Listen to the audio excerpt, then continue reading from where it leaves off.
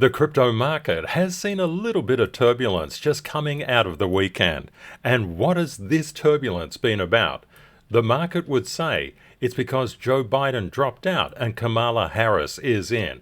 Elon Musk is saying laser eyes for me on his Twitter/X profile. And there's also the prospect that China's going to reopen again its crypto market. And of course, Donald Trump is speaking at the Bitcoin conference.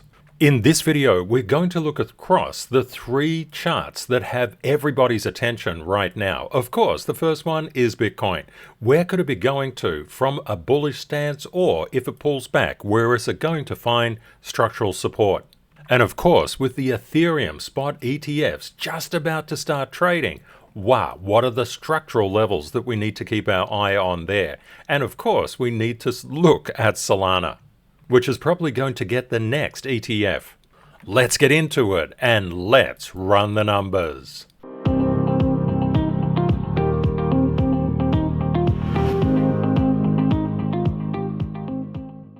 Hi everyone, I'm Ken from CTKSMethod.org and Crypto Trading KS. If you're new, a very warm welcome and welcome back CTKS family. To help you see where smart money is buying and selling, I invented the CTKS method. And this was based on my 35 plus years of experience inside financial markets. Unlike many on YouTube, I am degree qualified in finance. I've written books on finance 20 years ago. I'm also a former lecturer in statistics and a core developer of technical analysis. For this reason, you'll find insights here that you won't find anywhere else. When we look at market action, we know the price is always moving in a wave. It's coming up and going down and going flat and going up and going down and going up and it's all over the place. But what is it actually doing? It's just moving between structural support and structural resistance levels. Let's see where those levels are. When we look at market structure, we can see there was a lot of structural support as this sell came down, and you've got to remember that when price was coming down like this, it actually looked like this in real time. That was a completely red candle all the way to that lower level, but it came through some safety nets, and those safety nets were where the buyers were saying, no you don't. This raises the question, what are these particular levels? I've just popped them out here for you. You can see that Bitcoin came down into that 66,118. Congratulations to all those borsogs out there, buy on red, sell on green, who caught the 66,118 level and below, because we noticed there were actually three structural levels down there, and they were quite strong. They rebounded the price. What happened next? We pushed through structural level after structural level. Where did it start to stop out? At that 68,156 level. And we're seeing it's not quite decided if it's going above or below. If we get a retracement down to that 67,519, that's completely acceptable. These things happen because we know price is always going up and it's going down and it's going up. It's going all over the place. All we need to know is literally what are the values of these structural levels, because that is where price will interact and cause either a reversal or a deep buying opportunity. We are in a bull market, so we've just got to keep this positive fact in mind at all times. Okay, Ken, sounds pretty good, but what's above there? I'll show you. Okay, let's check it out. Where is the next structural level? Not bad. It's currently at 69,778, so a bullish case would have us moving in a wave up to 69,778. A bearish case would have us falling back to the 67,519 or even the 66,961 level. And we've just got to anticipate that things inside the markets are actually really quite positive. What could tip the balance if it's bullish or if it's bearish? Let's look a little bit more broadly. One thing to bear in mind, when we look at the DXY, the US dollar currency index, and this is currently the futures on a 15-minute chart, we can see that the DXY has sold off quite traumatically. When the DXY sells down and the yields sell down, that puts a lot of positive price momentum into the precious metals, into the commodities, such as gold and silver. And Bitcoin is viewed as digital gold, so we wouldn't be a little bit surprised whatsoever if this translates into positive price action for crypto, especially Bitcoin. And that's exactly what is happening at this current time. And we can see the dollar is starting to just reverse course just a little bit. And this is anticipated because price is always moving in a wave-based function. But we anticipate that the DXY will continue to come down over the remainder of the months, and we also anticipate that with the yields. So there is a good bullish case for forward upward prices in crypto. So please bear that in mind.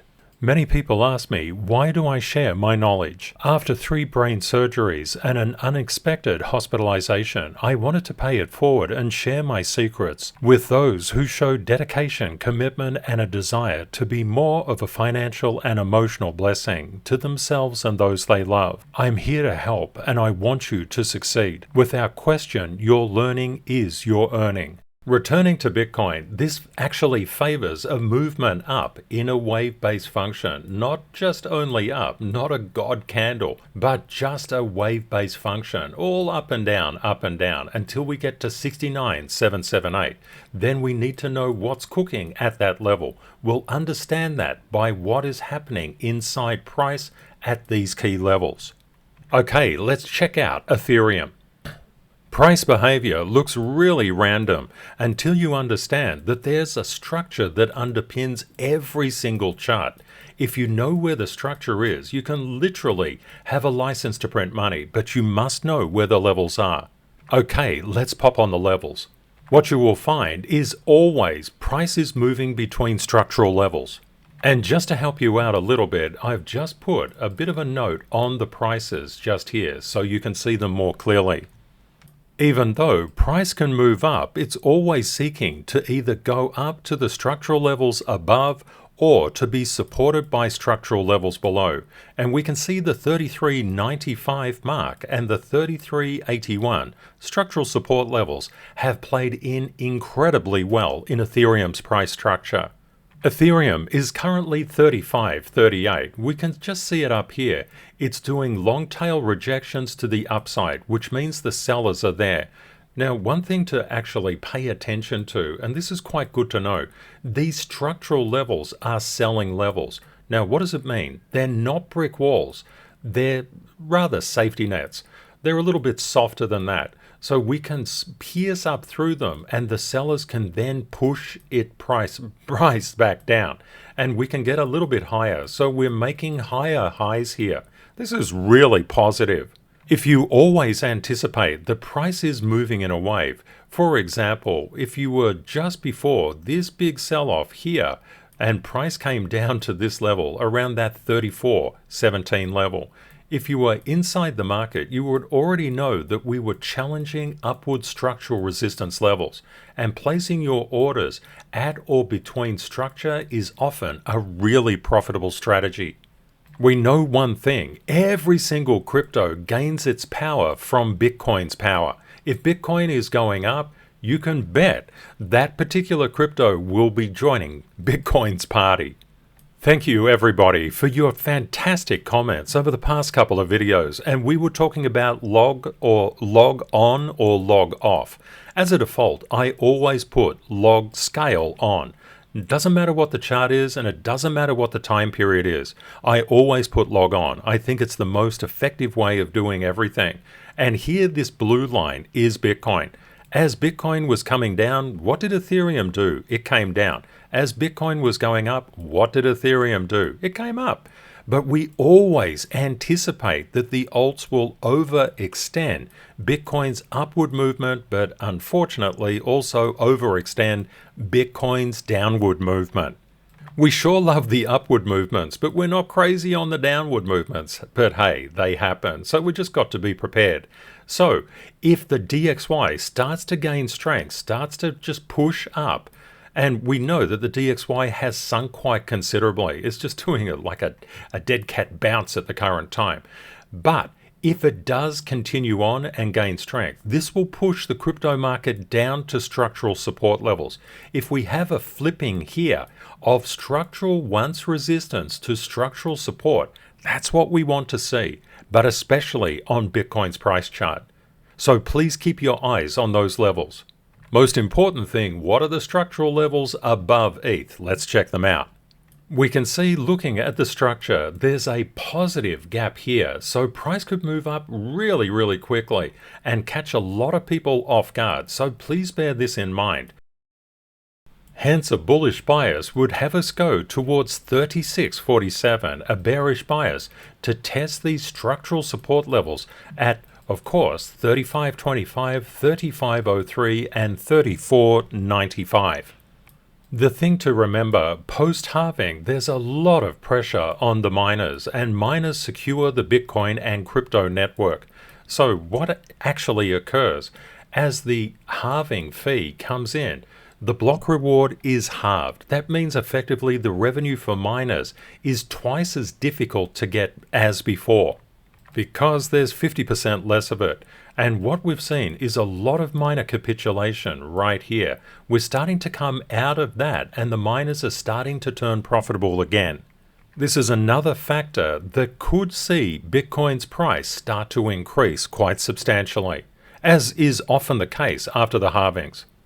If we go back to the 2020 halving, what do we see here? Minor capitulation and then starting of a recovery just around here. That doesn't mean all the negative price momentum disappears, but it does mean the selling pressure becomes less and less until one day things start to take off. But of course, always, price is always moving in a wave. It's also interesting to note, to go back a couple of halving cycles to the 2016 halving, we saw that minor capitulation occurred a little bit later on in the space. There was quite a sell-off here and a recovery. There was a lot of minor capitulation all the way through, but that actually led to increasing prices. So it's important not to just put all of your thoughts into, if the miners are not capitulating, everything is good. We've seen in previous prices, and we're just comparing the bull market sunshine to the bull market sunshine to the bull market sunshine. We can see just in here that sell pressure was becoming less, and that led to a bit of a rally and then a pullback. Don't worry about missing out. You'll always have an opportunity. What was actually going on in here was interactions with Bitcoin's structure. Structure is literally everything. Turning to Solana, we know that Solana's price structure absolutely has control on where price goes for Solana. So where is this structure? Let's just pop it on and check it out. The thing to note, whenever you see a price change, it's interrelating and interreacting with a structural level. Another thing to note, not all structural levels are created equal. This particular one, around that 170 mark, was very strong. We can see down here, actually I'll just put some numbers on for you. You can see that structure came down to that 155.95 mark. It acted as a support area.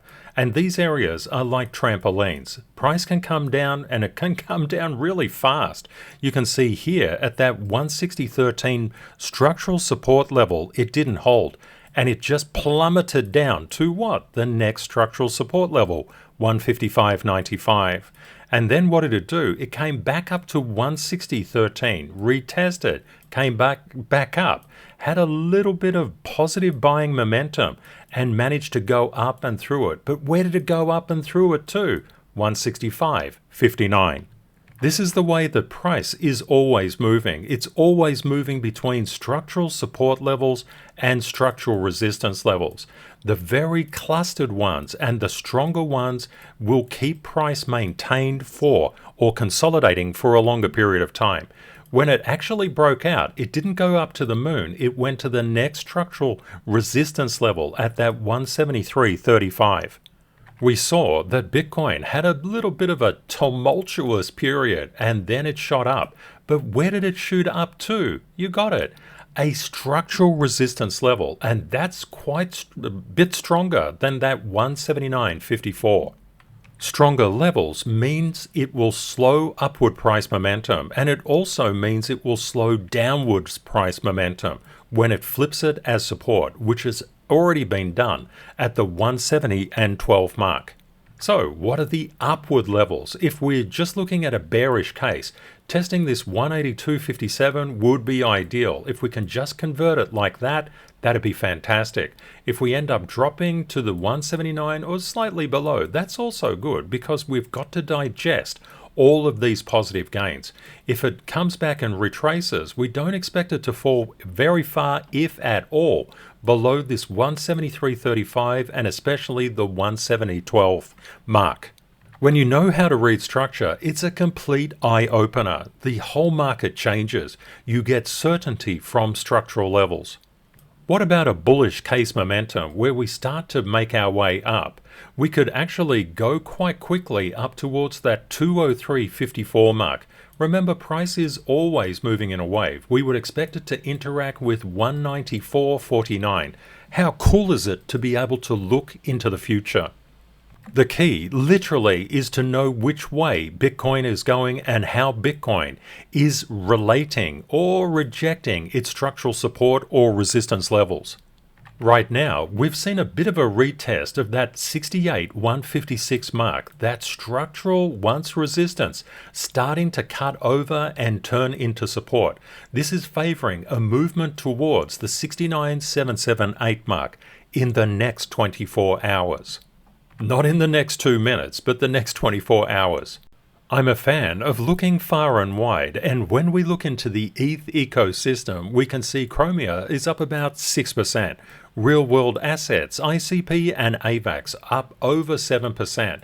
We can see that Floki, EGLD, Inside Gaming, it's up moderately, not too bad. Solana ecosystem, dog whiff hat. Wow, that hat is really propelling that dog upwards and forwards.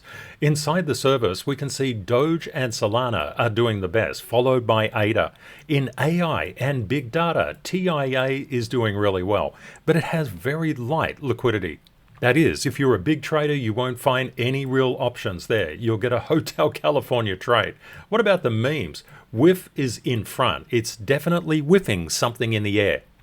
And with distributed computing and file storage, ICP, EGLD leading the pack. I use this kind of analysis for myself, but if you would like me to start covering it in the daily channel, I'm really happy to. When we look into wallets, we can see ICP. ICP is everywhere. It's in wallets, it's in DeFi, it's in just about everything. It's even in DPIN. So we can see the wallets, in terms of ICP, performing quite well. What about in DeFi? It's ICP again. What about DePIN? Oh, ICP. What about Binance Labs? It's not ICP, it's Manta. What about centralized exchanges? Woo is leading the pack. What about the decentralized exchanges? Well, Joe to the rescue. What about the Bitcoin ecosystem? Oh, dog. And wait for it, drum roll please, ICP. What about the layer 2s? Well, Manta in front. This can give you a pretty good opportunity to see what is breaking out and what is lagging or inverting. It's a really good kind of analysis to do. Please let me know in the comments if you'd like me to cover things like this. I'm very happy to.